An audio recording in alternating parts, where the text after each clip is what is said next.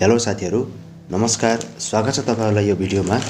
यो मोबाइलको लागि सानो खाले गिम्बल जुन FeiyuTech कम्पनीको मोबाइलको लागि सानो गिम्बल छ। यसलाई चाहिँ जुन ब्लक पकेट गिम्बल भन्ने नाम दिएको छ। खोलेर फटाफट हेरिहालौ।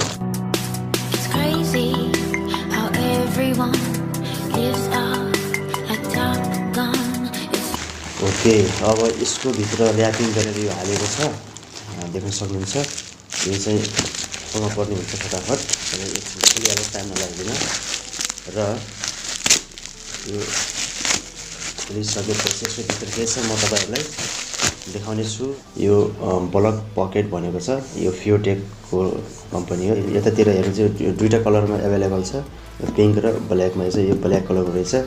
अनि यो QR स्क्यान गर्ने भयो। त्यस्तै गरेर यो ब्लुटुथबाट कनेक्ट गरेर मोबाइलको एप्लिकेसनमा चलाउन मिल्ने भयो। अनि ब्लक पकेट भनेको चाहिँ भित्र के छ भनेर देखाएको छ। यो गिम्बल भइगयो। अनि यसको लागि ट्राइपोड अथवा माउन्ट गर्ने, त्यसपछि यो यसको क्यारी ब्याग होला। अनि त्यस्तै गरेर यो यसको युजर म्यानुअल अनि यो USB चार्जिङ केबल भयो। अब फटाफट यसलाई खोलिहालौ ढिलो नगरिकन। यसलाई हेर्दाखेरि यो साइड लगाएपछि अब यहाँ सुरुमै यो ब्लक पकेटको युजर म्यानुअल भनेको छ। तर यो सबै भाषा चाहिँ नबुझिने भाषामा लेखेको छ। यसले गर्दा अलिकति चित्र हेरेर काम चलाउनु पर्ने हुन्छ। यसलाई लगाउँ। अनि यो रहेछ वारेन्टी कार्ड। वारेन्टी कार्ड भन्नेबित्तिकै यहाँनिर के लेख्नु पर्ने हो, केही पनि छैन यहाँ। अब यो कम्पनीले कसरी दिने हो हेरौँला।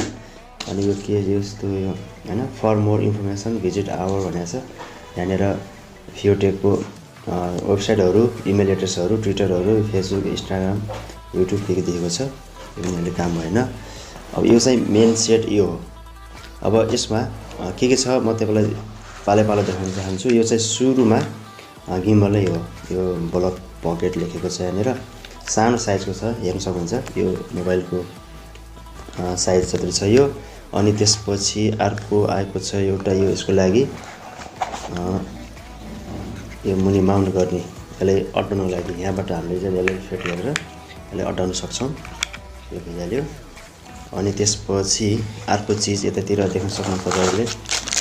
यो हो USB चार्जिङ केबल। यो चाहिँ चार्ज पनि गर्नुपर्छ। भित्र ब्याट्री हुन्छ, जसको चाहिँ 14 घण्टासम्म चाहिँ ब्याट्रीले काम गर्न सक्छ भनेको छ।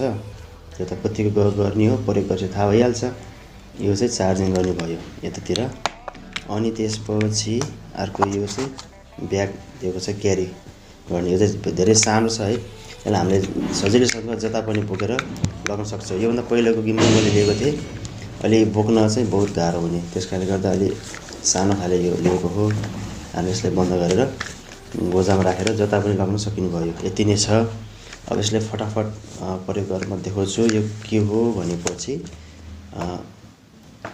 मोबाइलको लागि भिडियो राम्रो बनाउने, स्टेबल गर्ने एउटा डिभाइस हो। यसको भित्र ब्याट्री छ।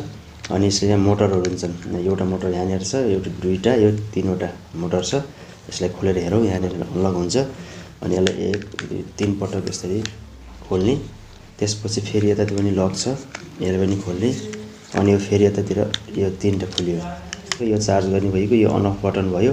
त्यसै गरेर यो रेकर्ड गर्नको लागि। अनि यो चाहिँ भिडियो फिक्स गर्नको लागि राखेको छ। यसको ग्रिपिङ पनि राम्रै छ। सानो साइजको छ एकदमै। अब यसमा फटाफट मोबाइल राखेर हेरिहालौ। मोबाइल भर्सेको यो कभर नराखेको राम्रो। अलि यो वेट अलि कमै भए राम्रो हुन्छ।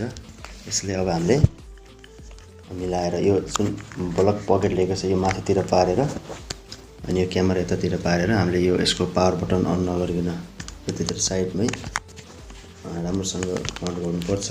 यसमा अलिकति ध्यान दिनुपर्छ, किनभने यो अलिकति साइज मिल्न भने स्टेबल गर्न सक्दैन यसले। यही नै हो। यो फिट भइसकेको छ। अब यसलाई अन गरेर हेरौँ। यसले चाहिँ एकछिन प्रेस गर्यौं भने, एकछिन होल्ड गर्यौं भने अन हुन्छ। यो ग्रीन सिग्नल साउन्ड सहित अन भयो। अब यो आफ्नो पोजिसनमा आइसक्यो। यो अटोमेटिक। यही नै हो। अब हामीले चाहिँ यसमा गर्नुपर्ने भनेको भिडियो अन गर्ने हो, क्यामेरा अन गर्ने र क्यामेरा अन गरेर यसको हामीले स्टेबल हेर्ने हो हैन। यो स्टेबल कतिको छ भनेर यस्तै यो भिडियोहरु, फोटोहरु खिच्न मिल्छ। अनि यसमा मेन भनेको अर्को एप्लिकेसन पनि छ यसकै फियो अन भन्ने एप्लिकेसन मैले अघि नै डाउनलोड गरेको थिएँ। यो एप्लिकेसनबाट हामीले सजिलै ब्लुटुथ कनेक्ट गरेर अझ राम्रोसँग चलाउन सकिन्छ। यसका अरू फङ्सन पनि धेरै छन्। यसको मैले अरू भिडियो तपाईँहरूलाई अर्को अरू भिडियोमा कस्तो किसिमको यसकोबाट भिडियोहरू खिच्छ स्टेबल कति हुन्छ म देखाउने छु। यस गरौँ ब्लुटुथ अनि स्क्यान अगेन गरौँ अनि त्यसपछि यसमा धेरै फङ्सनहरू छन्। यो चाहिँ भिडियो र फोटो मोड भयो। यो नर्मल मोड भनेको छ यो रेकर्ड गर्ने अनि यो चाहिँ ब्याक क्यामेरा हैन फ्रन्ट क्यामेरा र ब्याक क्यामेराको लागि यो सेटिङ भयो। यो फेरि टाइमिङ भएछ त्यस्तै ब्युटी मोड फ्ल्यास यो लाइटहरू बाल्ने भयो अनि त्यस्तै गरेर यो फिल्टर मोड भन्छ यो कुन उसमा फिल्टर गर्ने राम्रो निकाल्ने होला यो नर्मलमा यो भयो। अनि त्यसपछि यतातिर साइडमा हेर्नुभयो भने यो गिम्बल कनेक्ट छ कि नै देखाउने यो सेटिङ भयो। यसमा यो चाहिँ यो जोयस्टिक भन्छ नि त्यो किसिमको खास यो अर्को मोबाइलमा हामीले चाहिँ कनेक्ट गरेर त्यो मोबाइलबाट कन्ट्रोल गर्न सक्छौँ तर योबाट गर्नु मिल्दैन खासै यो हेर्ने यस्तै छ। अनि त्यसपछि हामीले यो ब्याक गर्यौँ भनेपछि यस्तै गरी खिच्ने हो। अब हामीले यसलाई यो टार्गेट यसरी अन गर्ने नि यो जस्तै यो हामीले चाहिँ FeiyuTech भन्ने यो लोगो टार्गेट गर्नु छ भने हामीले यसलाई यस्तै गरेर लोकेट गरेर यो सार्न पनि सक्छौँ। यो सार्यौँ भने यही अनुसार यो गिम्बल पनि घुम्छ हेर्नुहोस् हैन यसले फोकस गर्छ के त्यो एउटा भयो। अनि अर्को फेरि जस्तै हामीले यसलाई हटाउनु पर्यो रेडमा क्लिक गर्ने हटिहाल्छ। त्यसपछि हामीले अब यहाँनिर यो टार्गेट गरेर यो लोगो टार्गेट गरेर यतातिर क्लिक गर्यो भनेपछि यो फिक्स हुन्छ यहाँनिर जति साह्रो त्यो छोड्दैन। अब यो Prince Street, August 14th, Soho Bar, Speakeasy. It's you and me and I'm feeling free. It's crazy how everyone lives up like Top Gun. It's you and it's a cloudy night to smoke one.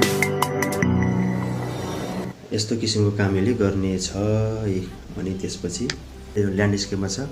हामीले भिडियोहरू बनाउँदाखेरि जहिले पनि ल्यान्डस्केपमा गर्नुपर्ने हुन्छ र टिकटकमा इन्स्टाग्राममा हाल्नुको लागि चाहिँ यसलाई हल्का माथि सिधा बनाउनुपर्ने हुन्छ। यसको लागि यो डबल क्लिक गर्यो भने अटोमेटिक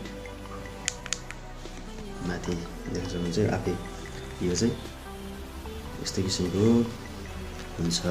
यसैले पनि हामीले खिच्न सक्छौँ र यो चाहिँ डबल प्रेस गर्यौँ भने आफ्नो ठाउँमा आइहाल्छ। त्यही नै हो। अब हामीले यसलाई यसमा होल्ड गऱ्यौँ भनेपछि यो अफ हुन्छ साउन्ड सेट अफ भयो। अब यो क्या काम राम्रो पनि भइसक्यो होइन। त्यही नै हो। अहिले चाहिँ हामीले खोलेर राम्रोसँग राख्न सकिन्छ। यसले लक गरेर राख्ने हो राख्नुलाई। अहिले यो तात्तिने समस्या बढी देखेँ मैले किन खै अनि हामीले यसरी लक गरेर त्यसपछि फेरि लक गरेर